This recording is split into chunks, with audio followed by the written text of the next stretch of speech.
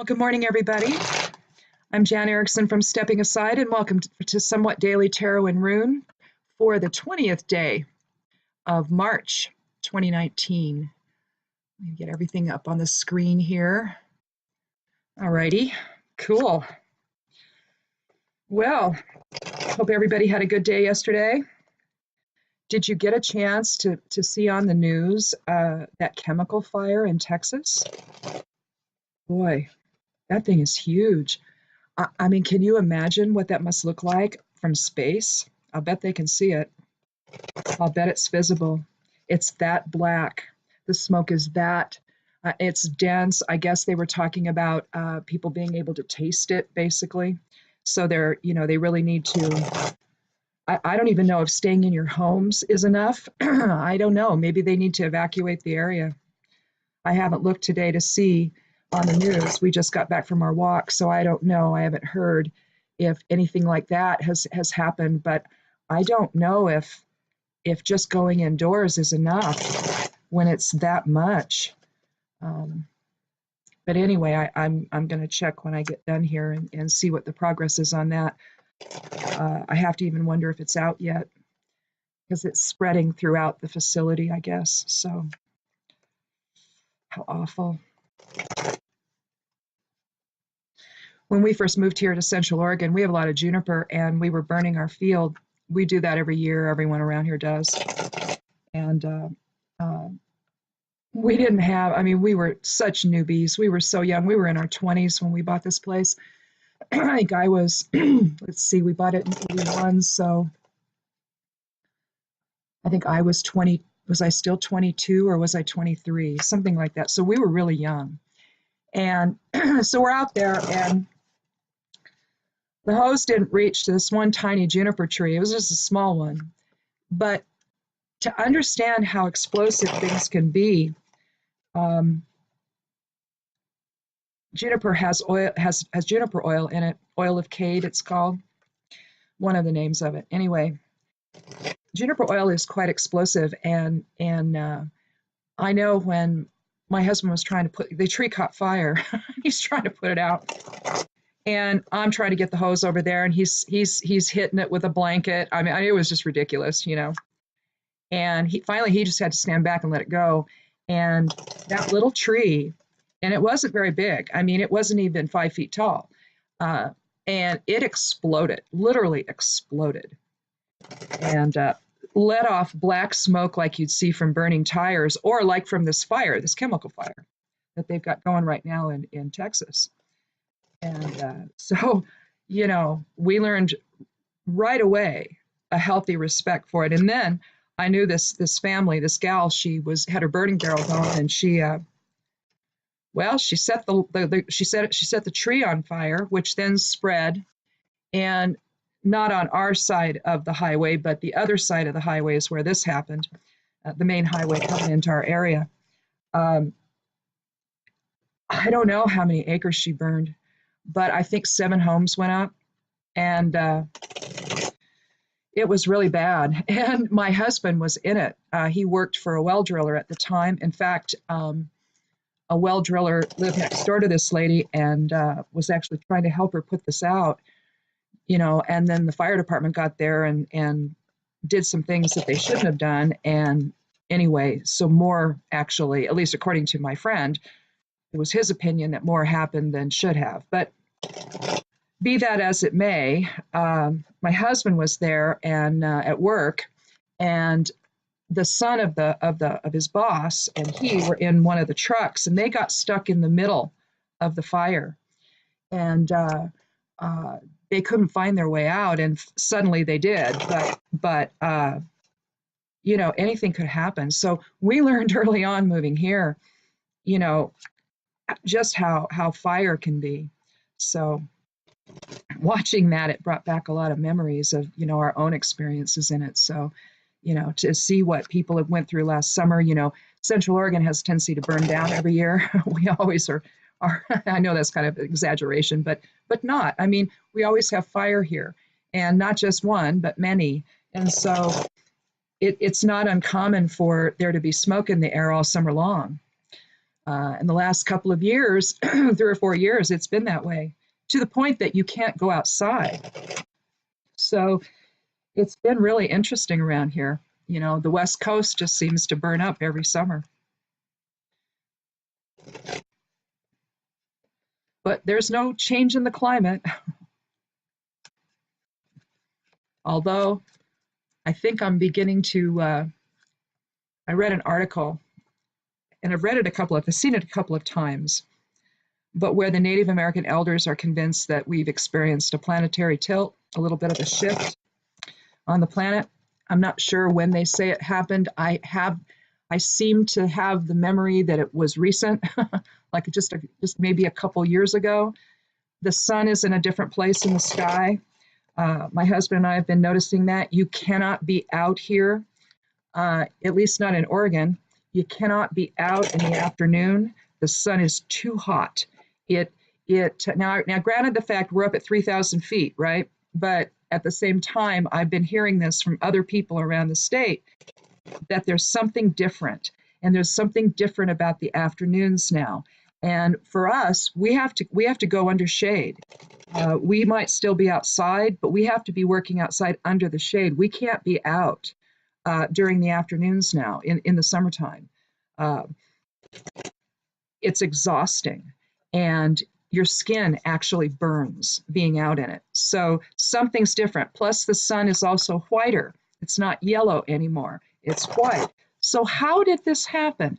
And so I feel like what the Native American elders who were interviewed, they make a good case that things are not, their hunting has changed, the seal population, where they are, where the ice is, how much time. One commented that instead of instead of a week of hunting, they have 2 weeks now, or vice versa. So the Native American elders have noticed just in how they live, how things have changed. And so they believe that, and to me, if everything's in a different place, think about the flooding that's going on just in the Midwest right now. If we've tilted, could that account? I mean, if these places have never flooded like that before, if this kind of deficit, are we in a different position when it happens? And now it's happening on different terrain. What happened here? Why is all this happening? Is it simply about climate change, or has something else happened as well that has accentuated it? Anyhow, it's been driving me nuts because, the minute I read that, I'm thinking about my husband. He's like, something's different about the sun. Have you noticed? And I'm like, yeah, I've noticed. And this was either last summer or summer before when we started talking about it. And I think it was the summer before. And so I don't know. I mean, I don't know what you guys think, but have you noticed anything like that? Has something seemed odd to you? I mean, I realize I'm home. I don't work. I'm retired now. So, maybe I have an opportunity to see things and notice things that other people that are inside all day long don't, but think about it. Does it seem different to you? Anyway, happy Ostara. It's the first day of spring. We have a full moon tonight. It's in Libra. We also have a spring equinox. Now that's going to take place if you're going to work any magic during it. That's going to take, and I love to do it during the equinoxes. It's when the time is the same, daylight and nighttime hours are the same. So my husband's like, yeah, 12/12, cannabis grower. But anyway, he grows my cannabis for me for my RA. I'm a cannabis patient, so, well, we both grow it, but still. So he's like, yeah, 12/12, yay. I can flower. Anyway, if you want to do it at the equinox, the precise time of it, if it hasn't already happened where you are, it's going to happen here on the West Coast at 2:58 p.m. And so what I'll do, I don't know. I suppose you can go to a crossroads, but I don't like the crossroads. I like coming up to not a crossroads, but where you come up and it like tees. So I have a place on my property. I actually have several places I can go, but one in particular where I can go and I can walk out to it and the path will go one way or the other. And so, but if you don't have that, you can go to a crossroads and you can do I'm probably going to do a knot spell or something. You know, I'll do cord magic or something. And you can start, like if it's at 258, then you know you can start the working at 257 or just maybe 30 seconds before. And then just try to work it within that minute of the equinox itself. Either so one way to do it would be to start 30 seconds before or be in it, you know, begin at the minute before, sometime in that minute, and then just be in the working at 258 or whatever time it is where you are, and just for extra effect. So you can do that today. Full moon is later, I believe. I can't remember the exact time, but it's in Libra, so, you know, we're all about balance. So I suggested in the lunar transits that maybe we could, since Mercury's in retrograde, maybe we want to work a spell for increased communication, you know, try to offset Mercury's retrograde effect. But, you know, I don't know. They say you don't want to buy in electronics and things like that. During the Mercury retrograde, things don't always work. I've had that happen. I've also bought stuff and it's been fine. I don't know.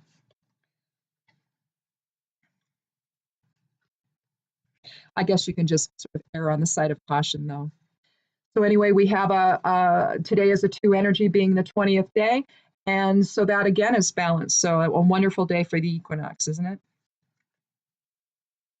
Well, Ostara, though, that's about fertility. So I'll bury an egg. I'll go bury an egg today out in the garden. I do that every year.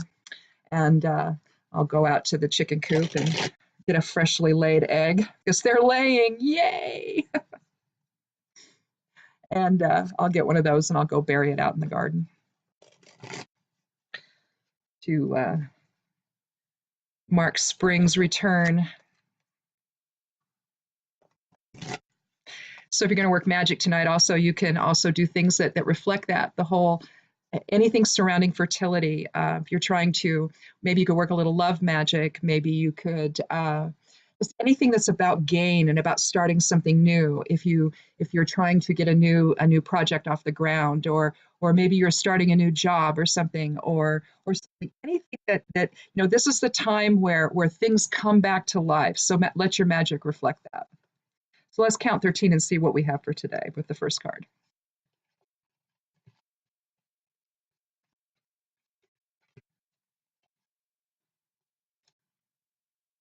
Well, we have the 3 of Pentacles. So again, you know, we've had this before. And what we're looking at is we've got 3 people there. One is working his trade, working his craft. 2 have come by. 2 women, they're looking at what he's doing, admiring his work. Perhaps they're going to hire him.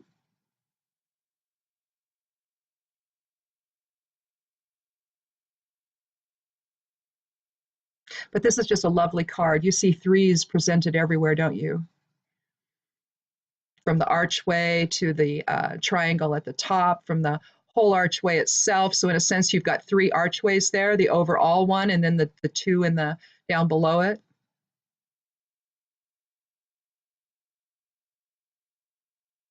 You just have triple aspects all over the place here, really. And the 3 now, the 3, of course, mind, body, spirit. That's a little bit better. I thought I had it right, but I didn't. It gets kind of a weird glare to it if I don't have the screen just so. But this is about structure and even progression and material gain and you know, basically craftsmanship, creativity. It could indicate, like I said, a commercial transaction. but it's the idea of bringing mind, body, spirit in balance in order to manifest something, isn't it? Because we don't do that, when we're stressed out or we're at, odds with ourselves or we're not really prepared or something like that. Things don't necessarily go very well. But let's see what another card has to say, has to add to this. I like this card, though. It's a positive card.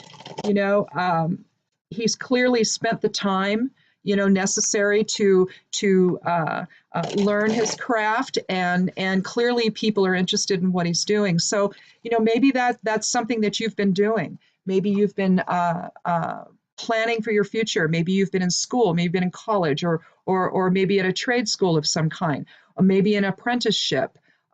Maybe all kinds of different things involving, your future employment, your future career.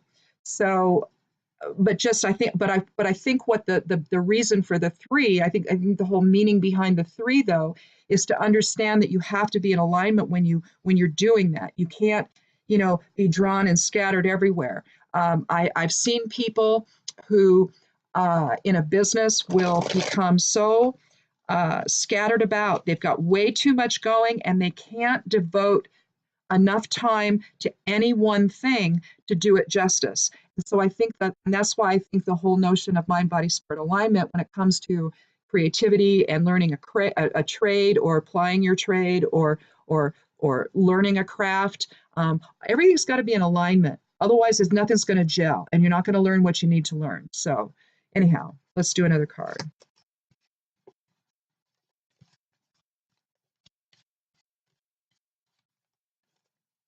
My cards don't want to shuffle today.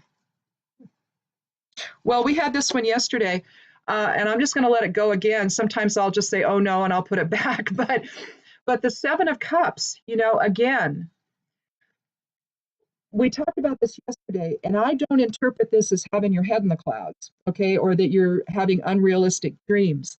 I think that from the seven, okay, comes this, really. We saw that yesterday with the Page of Pentacles, that without this, how do you figure out what it is you want to manifest? All of this could be part and parcel of everything that's going to go into what they're planning. It could be just separate little components of it for all we know.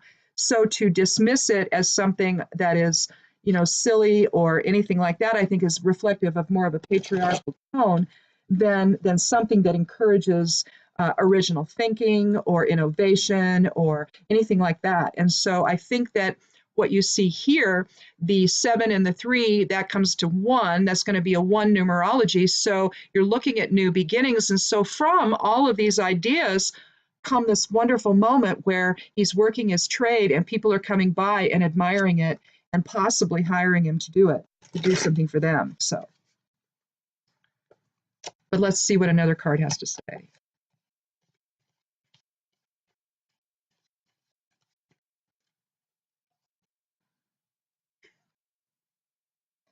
Well, okay. So another card of new beginnings, another 10 card.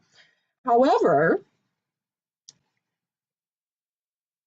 if we have 10 here and we have 10 here, that's 20, which is today. So there's a synchronicity there. So anyhow, we have another, so either another card of new beginnings or together collectively balance. I don't know. But here we have the 10 of Swords.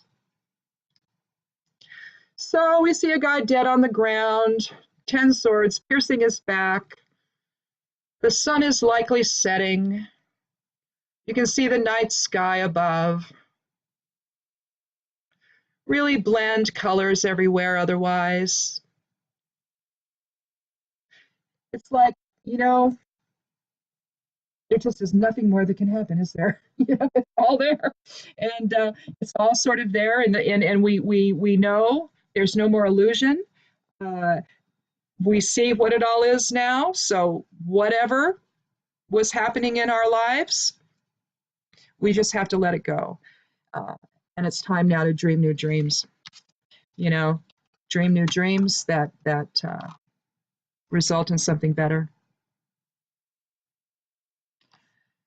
Seriously. I mean, you look at this and you just think that this is, the worst possible thing in the world, but it's really what it is it's darkest before the dawn.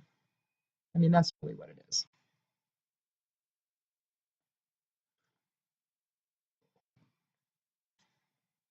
Let's do a rune.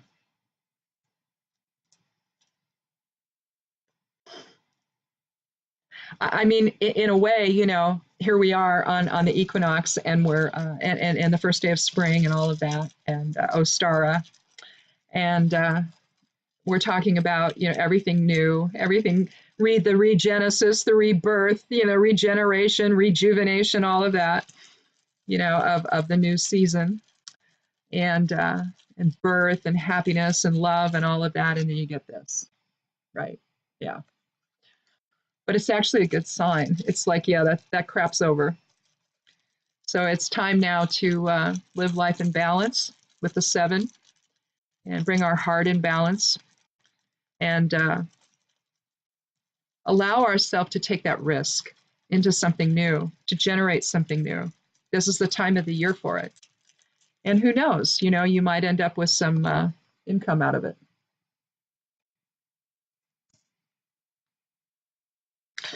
Well, we have Alys, which is the 15th rune of the Elder Futhark. So it's a 6 energy, higher self. You have air, fire, and water on top and earth on the bottom.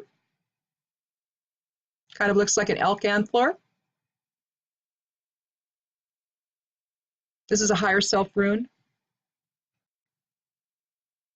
It's about alignment and spirit. It's about spirit informing the process. We are a soul. We're nothing else but a soul, really. I know we have a body, but that's an illusion. We just slow some of our energy down, focus it down slow enough that we focus into form, and we create these bodies at every second of our lives.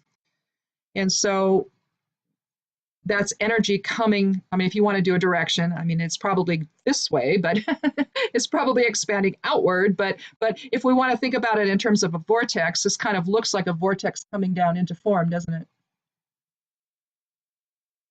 I don't know. As humans, we like directionality. Okay, we like to define everything. So we want to see God as a man or as a father figure or something like that. When the Creator has no gender, uh, it just is, right. It's everything. So I think that as humans, though, we want to do that. We have to define everything down to the gnat's eyelash, and we can't just leave things nebulous. We have to, everything has to be very in focus. We can't deal with the unknown. Everything has to be named, and of course, when you name it, you limit it. So now all it is this rune. It isn't a former tree. It isn't anything else. It's a rune. Well, no, it's more than that. So that's what I mean. We narrow everything down. So, but here, the other thing that this represents is it also represents the rainbow bridge of light, the rainbow bridge of consciousness. It also represents that. So it's that connection to spirit, connection with the divine. Um,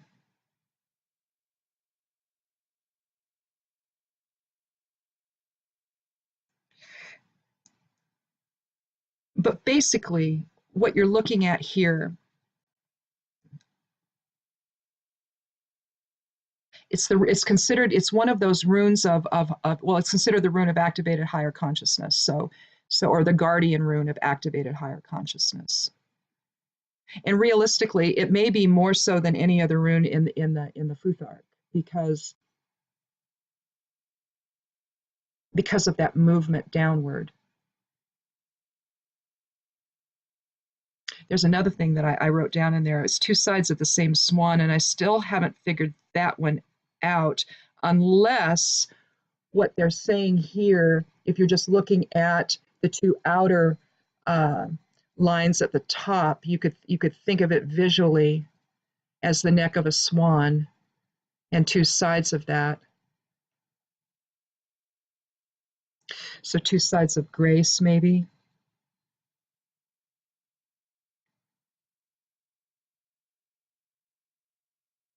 You could also view the top three as the first three cosmic rays. You know, ray one of will and power, two of love and wisdom, and three of what is three? Harmony through what? Something.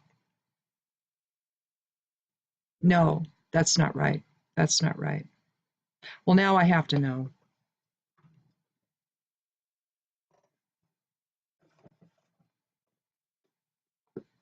Know if I have it in here. I don't think so. Well, I've drawn a blank on what three is anyway, but that's the because four is harmony through conflict. Something about intellect.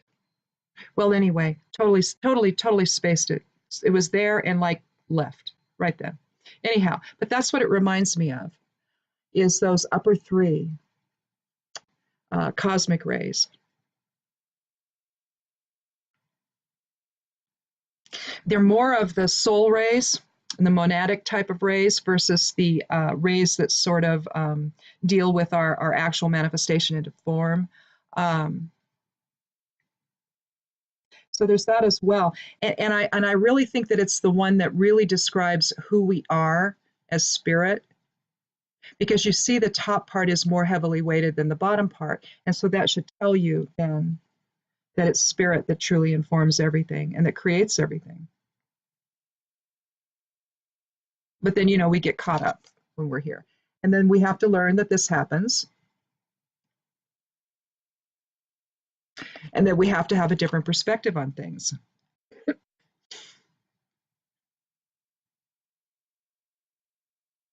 But I love this card because it's almost about, you know, it's about endings and beginnings. And then we move into the 7, where we're dreaming new dreams and of new possibilities and new options.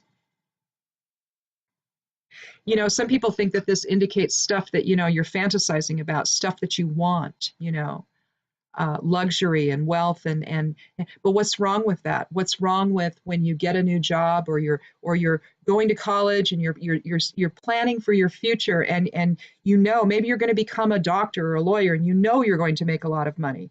And so maybe it's fine to think about all the things that you can buy when that happens. There's nothing wrong with that. You know, you're working for things that maybe, because let's face it, when we're students, we have nothing. You know, I know what that was like. I had nothing. I lived on $350 a month. You know, I was ill all the time because I couldn't eat very well. I mean, it was awful. But at the same time, it's just what you do, right? You're planning for your future while you're in poverty. I don't know. It really motivates you, you know, to actually do something with your life. But anyhow, so there's nothing wrong with this. It's not a negative. Suppose if you always have your head in the clouds and you're never realistic and you're always fantasizing and you never live in the real world, I suppose that's one thing.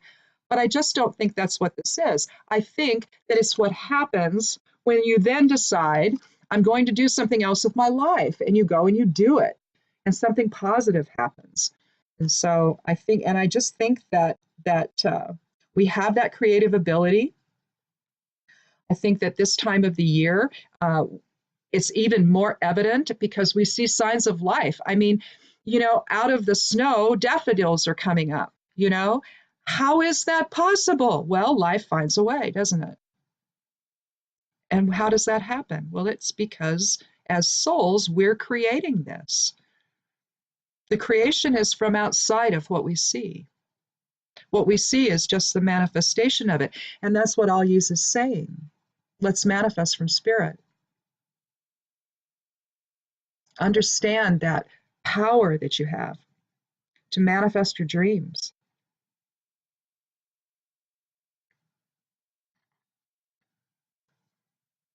Plus, numerologically, the cards turned out to be 20. And if that's a 6, that's an 8. So that would be 8. That would be strength. That's even greater harmony, with the understanding that it's of the greater aspect of self. So unity consciousness. So maybe we're going to do great things for other people. Maybe it's of a humanitarian nature.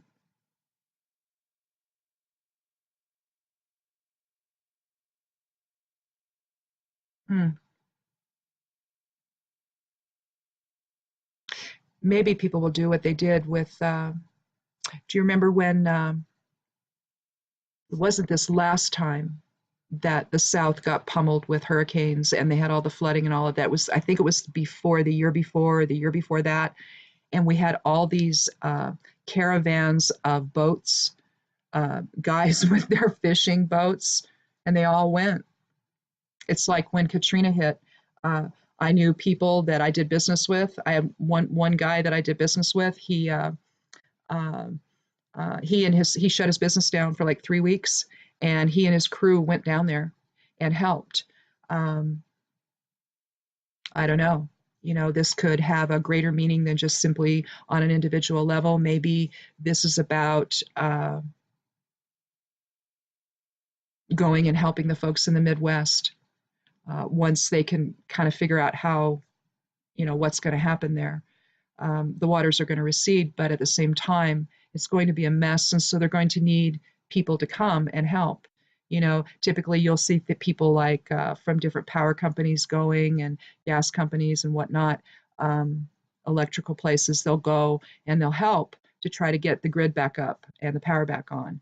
Um, so this could be an indicative that some of that is starting to gel in people's minds, and they're feeling motivated to go and do something about it and help those folks. So um, also Mozambique, same sort of thing is happening there. That area, major flooding, um, big death toll. So we may start to see some people going and help with that as well. Um, it's funny how that happens. you know the spirit of humanity just sort of resonates during those moments of great catastrophe, and people just want to help, whether it's contributing money, whether it's physically going. um, I know that on 9/11 people from my area went to New York. Everyone became New Yorkers that day. um, but I think it's true when disasters happen. I know there were people. One person on Twitter was talking about she had gathered, I think, 3 trailers, or one was a camper, I think, and maybe a couple of trailers. I mean, they weren't in the greatest of shape, but they were donated, and she and some friends were traveling down to California to Paradise and to that area, and to leave them there for them, so people would have some place to be, you know. Um, so people rise up when things happen like this. They do, and and this could be that. But if not, then maybe this is just the time of year, with the equinox and Ostara and the first day of spring and all of that. Things are starting to grow again, and we're starting to come out of our homes and dig out from the snow, and some of us still are doing that anyway. Um, So I don't know. Maybe that's what this is about. So if that's happening for you today, don't be afraid to take a risk into something new. If you feel like you've just gone as far as you can go with something, maybe this is a time. Maybe this is the time for you to just go ahead and take that leap of faith and take that risk into something new that you've never done before, or maybe something that you've always wanted to do and there just hasn't been time. People, especially if you're retiring, when you retire, it's weird. Okay, I mean, it's different.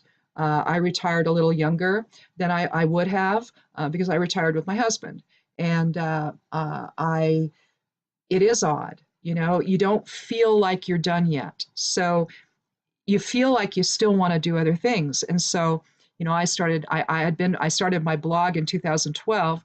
We retired in 2013. And so I've been doing that. And I went ahead and I finished my herbalism certificate with Sage Mountain. And just to sort of get everything, to make sure I knew. I'd been an herbalist all my life, but most herbalists are self-trained. But I wanted to have some kind of formal training, because I was going to be using that to keep myself well.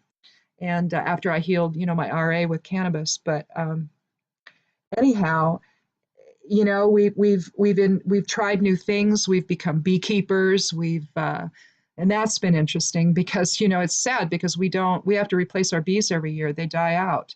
Um, but at the same time, it's been just a wonderful experience doing that, um, doing things around our property, but that we've never done before, you know. But at the same time, um, you don't feel like it's a time where you want to stop. And so many people my age and older in their 60s and 70s, they're not ready to just sit in their rocking chairs and rock the rest of their time away on this in this life. You know, they want to keep moving, they want to keep doing things, and they're very active, and they basically reinvent themselves. So excuse me. So maybe you're someone like that, you know, in your senior years, in your advancing years, and you're not wanting that to happen, and you're feeling really reluctant about that, you know, that you're not quite done yet in this life and you want to do something else. And so, you know, maybe the Ten of Swords is all about, okay, let's just let go of that old life and let's get on with something new, maybe. And so, and the Seven of Cups is just let your heart go, you know, let your heart go. Let it think about all kinds of things. Let go of the fear and just let it go, and let it seek out whatever it wants to.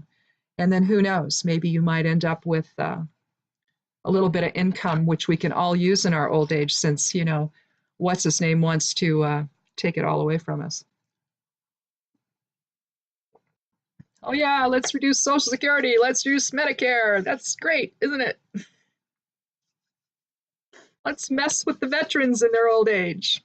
Yeah, well, this too shall pass. I don't know when, but it will. Anyhow, well, I guess that's it for today. Thank you so much for coming by. Check out the blog. It's over at imsteppingaside.com. I'll do the lunar transits again today. I did not get a chance to finish the Queen series yesterday like I had intended to. I started working on the book instead, and I just published a book called Witch Notes, and I published it on Amazon. It's in both paperback and Kindle. They have two different covers because the Kindle one was too blurry for the paperback version, so I've got two actual different covers, but kind of one nighttime, one daytime. But it was just basically I was frustrated while I was writing this other book. It's a novel, and I was frustrated because every time I try to find something in any of my grimoires, you know, I don't have them, you know, they're not organized. They're just whatever comes up, I write it down. And so, you know, there's nothing chronological. There's even when I go and I get a new one and I'm going to write it all down with the intention of, okay, this will be my best one and it'll all be organized. I start out that way, but, you know, I never have enough really to, and then something comes up and it just all gets blown out of the water. So I was frustrated and I decided to just do a just like a book of correspondences, but not some massive one because those already exist. I just wanted one for me, right? The stuff that I do and the things that I'm concerned with and things that I use and all of that. So that's what I did. So there's some herb stuff in there. There's herb magic. There's a little bit of herbalism in there. So I'm looking at herbs both magically and medicinally for teas mostly, but there I also have a section on how to make, you know, oils and salves and tinctures and things like that. So anyhow, there's that. There's not a whole lot about that though, because I didn't really want that to be a total focus of it. And then the rest of it, I tried to do it in table format, but that didn't work. So I had to, the last minute, I had to go and restructure the whole thing. So anyway, it looks nice though. Either one, it looks nice. But anyway, that's the one that I just published on Amazon. And so if you want to look at that, you can. If you just are looking for something that's just, you know, your basic correspondences. I tried to explain, and I hope I did it, how to how to figure out the times for your planetary hours tables. Okay, I tried to explain, I put the formula in that I use, and I think everyone uses it. And I explained it the way I see it. I don't know if it'll be helpful or not. I hope so. But if not, my astrology software, if you do astrology, Solar Fire actually That particular software program has planetary hours as part of the feature. When you do your anyway, you can actually do it that way, or you can go to I think there's a website that has it. Is it Lunarium? Maybe I think it's a UK website. Maybe I'm not sure, but you can Google that. I think it's Lunarium. So if you want to look it up that way too, and then you just but the table itself remains the same. The planets that are in it remains the same in that order. All that changes is the planetary hours because those change every day, right? Because the sun rises and sets at different times. So you have to figure it out, um, or not. It depends on your on how you think about this. It's just how I do it. So anyhow, I like things to align. It's just me.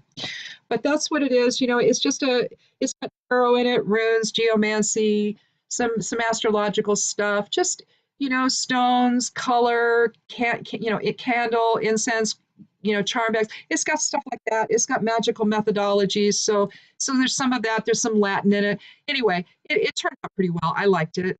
When I was done with it, I was happy with it. But now, see, I was 10 chapters into this novel when I don't know, I got upset and I just did it. And then I published it. So I put the novel away and I looked at it now and then, but I put it away. And so I got it out yesterday and I had to figure out, well, I decided to add something different to make it a little bit different. So I'm glad that I did that because I think it's going to make the book better. I just don't know. But anyway, there's lots of stuff on the blog if you want to check it out. It's basically a witch blog, but there's some cannabis stuff on there. There's I'm a Reiki master. There's a little bit on that. I'm an empath. There's some stuff on that. A couple of the books I wrote. One's called Empath. One's called When Vampires Attack, which is about vampiric energy and how to deal with it, or at least how I see it anyway. My first book, of course, was Confessions of a Back Porch Herbalist, which was about my healing, my RA with cannabis and traditional herbs. But mostly it was with cannabis initially. After that is when the traditional herbs came back in, because initially I abandoned that for allopathic medicine because when this hit me, it was severe. And I mean, I don't know, frankly, how I survived it, to be honest with you. That's how toxic I'd become. And I was so ill. So anyhow, I wrote about it, and that's not a very long book. I just wanted to tell people how I did it so that in case they can try cannabis for their chronic illnesses, you don't have to be chronically ill. There are solutions. I realize, it seems odd to say that cannabis oil will do that, will help, but it did. And in fact, it wasn't even actually the cannabis oil that put me into remission. I didn't do that for another year. It was just other forms of cannabis concentrates. And 2.5 months later, I was in remission after, 13 years of hell. So, and now I'm off all meds and have been for some time, and the remission is staying. And, that I was in remission. I've been in remission since 2011. So, and I didn't think I would survive it. So anyhow, it just got me writing and it got me doing other things. And I don't know. I think that on this day of the equinox and the first day of spring and Ostara and all of that, I think that maybe there's hope for something new for everyone. If we just turn our attention there and focus on that, let's see what we can manifest. So anyhow, check out the blog if you like. I'd love you to do that. I'd love you to come back here. Click subscribe if you haven't. I'd love you to do that. Thank you so much for stopping by. I appreciate it more than you could ever know. This has been such fun doing these, and I think I'm going to do them for the foreseeable future. So anyhow, be good to yourself, be good to one another. We'll see you tomorrow, and blessed be.